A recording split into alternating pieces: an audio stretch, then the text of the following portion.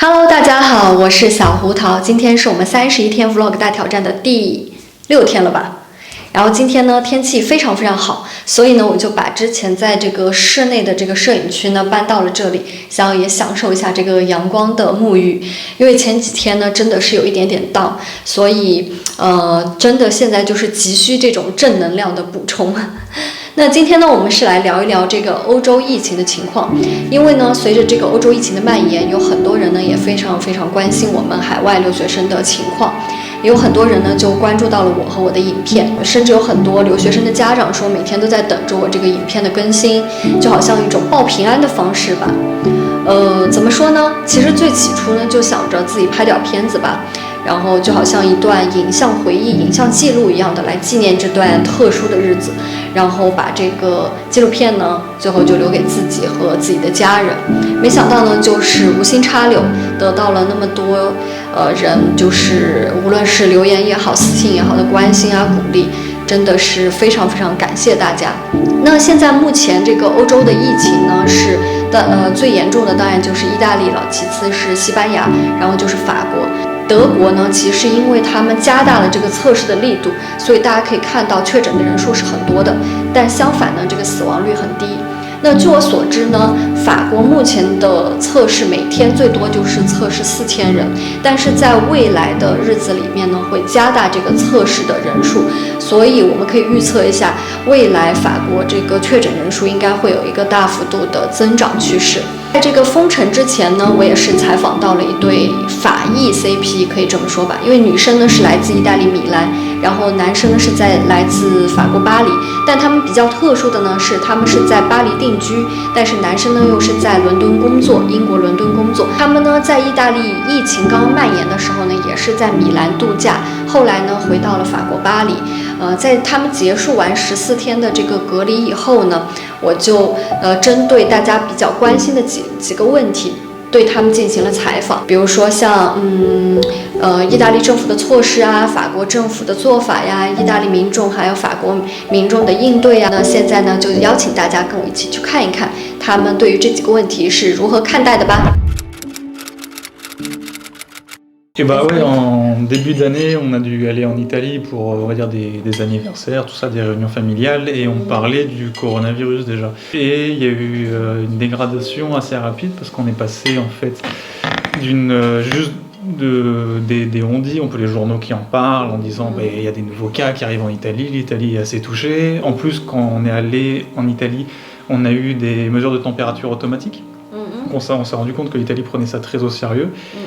Et donc tout s'est bien passé quand on était là-bas, il n'y avait pas de restrictions pour l'instant, on a pu faire des courses, il n'y avait aucune limitation.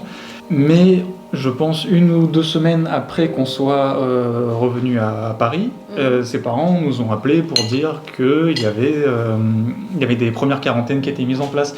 Et plus le temps est passé, plus ces quarantaines étaient strictes. Et aujourd'hui, par exemple, ses parents doivent rester à la maison. Et ce qui est intéressant, ce qu'on avait dit aussi tout à l'heure, c'est qu'on se rend compte qu'en France, on est en train de dire aujourd'hui les mêmes choses que l'Italie il y a quelques mois.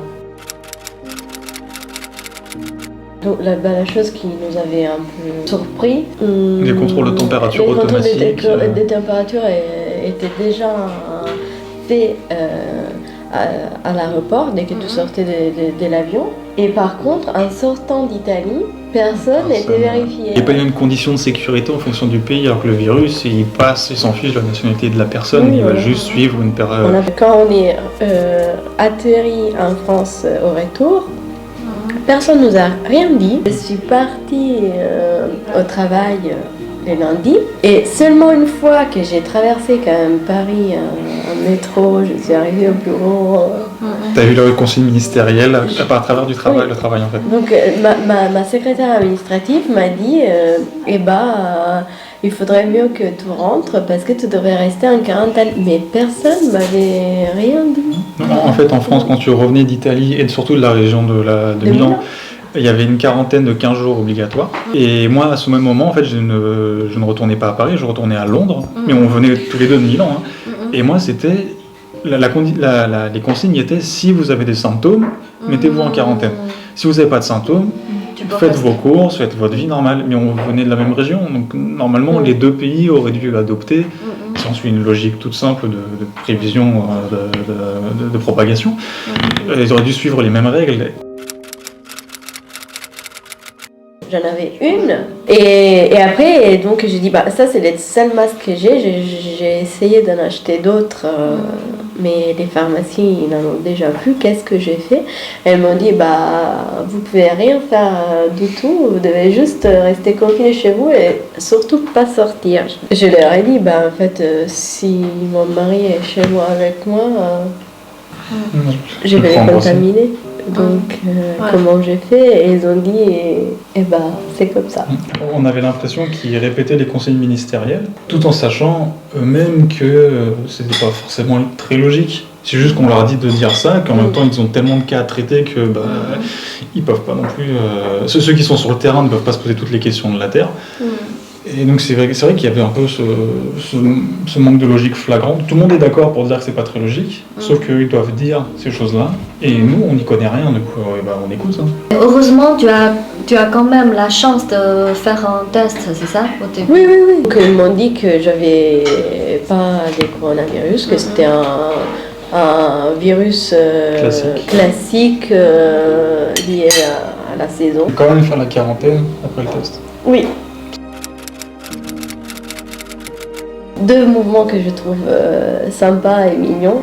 Un, c'est de faire dessiner et colorier des arcs-en-ciel aux enfants avec au-dessus les textes tout ira bien en italien, à mettre sur les balcons. Comme ça, les enfants des différents appartements peuvent communiquer entre eux. Et l'autre, c'est que tous les musiciens se mettent à chanter ou à jouer par les fenêtres. C'est exactement la même chose. On chante dans le balcon. Et je pense que ça fait beaucoup de bien. Et j'ai vu pas mal des vidéos comme ça avec les gens un peu touchés. C'est parce que je pense que c'est une manière de s'auto-protéger. En fait, c'est de l'autoconviction, parce que s'ils le disent et que tout le monde est d'accord, d'une certaine manière, ça veut dire que tout le monde partage cette même idée que c'est pas si grave. C'est auto-protégé. C'est ça. Et en plus, les gens vont être contents d'entendre quelqu'un dire non, mais c'est pas si grave. Et une semaine après, les médecins, par exemple en Chine, ils disaient non, mais c'est pas du tout le cas, c'est très grave. Mais oui, je pense que c'est juste de l'autodéfense, parce que savoir quand il y a un virus mortel qui se balade d'abord en Chine, après en Europe, qui commence à aller un petit peu aux États-Unis maintenant, ça fait peur. Hein. Et les gens veulent juste ne pas accepter ça, parce que sinon on est obligé de prendre des conséquences, l'intégrer dans sa réflexion de tous les jours qu'il y a un virus qui est dangereux. Je pense aussi que en Italie, on est assez individualiste quand même. Il n'y a pas vraiment l'habitude à réfléchir à la communauté dans ce sens-là. Je pense qu'il n'y a pas beaucoup de confiance dans les autorités en général. Donc voilà, on est toujours un peu méfiant quand ils nous donnent des nouvelles. On est toujours un peu méfiant. On questionne toujours quand même. On va vérifier. D'autres populations sont beaucoup plus prêtes à agir rapidement pour la communauté. Bon, et donc je pense que la France et l'Italie sont pareils. Ouais, je pense. La France ensemble. C'est en train de suivre la même courbe que l'Italie, et on pourrait espérer qu'elle pourrait tirer l'expérience de ce qui s'est passé en Chine et en Italie, et prendre des mesures un peu plus tôt. Bon, ça a l'air déjà un peu trop tard, mais peut-être qu'on pourrait essayer de limiter la vitesse de transmission en restant chez nous. Et après, dire qu'on a peur, je pense que c'est pas si loin de la vérité que ça, en fait, parce que c'est assez alarmiste. Quand ça arrivera chez nous, ça sera la même chose, et donc on sait déjà ce qui va arriver. Parce qu'il n'y a pas de raison pour laquelle ça se passe différemment, vu qu'on a le même écart dans notre exposition au virus et dans les actions qu'on prend. Moi, la chose qui me fait peur, c'est que, vu qu'on vit dans une communauté, on doit suivre un peu aussi les tendances générales. Et malheureusement, même si ça fait 2 semaines que, par exemple, j'essaie de parler avec mes collègues de la situation et j'essaie de leur dire il faudrait quand même peut-être qu'on limite les réunions, qu'on s'organise pour les télétravail. Mais ils ne sont pas d'accord. En fait, ils rigolent, ils pensent Ils que comprennent pas. t'exagères. Et bah, c'est ça la chose qui fait peur, parce que tu dis, bah, en fait, on est en train de retarder. Ouais, on est en train de faire la même chose. Ouais. Si tu as un client qui t'étend la main et Par politesse, tu vois. Ouais, j'ai compris. Et après, je pense que pour mon travail qui est à Manchester, c'est assez intéressant parce qu'en fait, ça suit la même chose qu'on dit que depuis tout à l'heure, Ouais. que la France est en décalage par rapport à l'Italie. Ouais. Et à Manchester, ils sont en décalage comparé à la France. C'est-à-dire Très que quand je leur ai dit que je intéressant. préférerais rester en France et que de faire du télétravail, surtout que pour moi, Ouais. c'est possible sans problème. Tout mon boulot se passe sur l'ordinateur. Ils m'ont dit, on comprend que tu le fasses, mais la raison pour laquelle ils ont accepté, c'est qu'il fallait que je sois à l'aise dans mon environnement de travail. Pas que peut-être je pourrais porter le virus, ou que... toutes les règles de santé aujourd'hui, que même en France sont appliquées, en Angleterre, ils sont pareil, avec 2 semaines de retard par rapport à nous. Et ils n'ont pas cet état d'alerte qui est mis en place, ils n'ont pas ce questionnement sur leurs actions de tous les jours. Mais c'est vrai qu'ils n'ont pas ils ont les questionnements qu'on avait en France il y a 2 semaines, et ce sont les questionnements qu'ils avaient en Italie 2 semaines avant, et c'était sûrement les questions qu'il y avait en Chine 1 mois avant.